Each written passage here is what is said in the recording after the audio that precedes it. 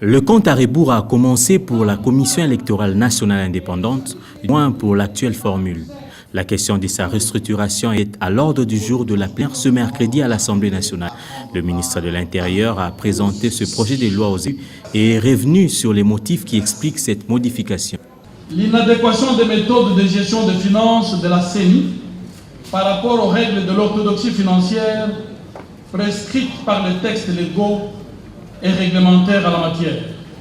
La non prise en compte de la nouvelle configuration du paysage politique comme paramètre devant entrer en ligne de compte dans la modification proposée.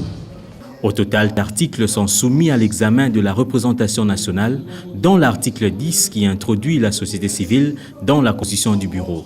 Ces projets de loi apportent les innovations qui visent l'implication de la société civile dans la gestion électorale, une meilleure cohésion et la collégialité dans les processus décisionnels de la CENI, une meilleure définition des structures organisationnelles de la CENI, une répartition claire des tâches, de responsabilités administratives et opérationnelles au sein de la CENI, une plus grande rigueur et plus de transparence dans la gestion des ressources humaines, financières et matérielles de la CENI.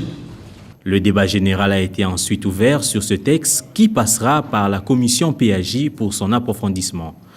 2 autres projets de loi étaient soumis à l'examen des députés.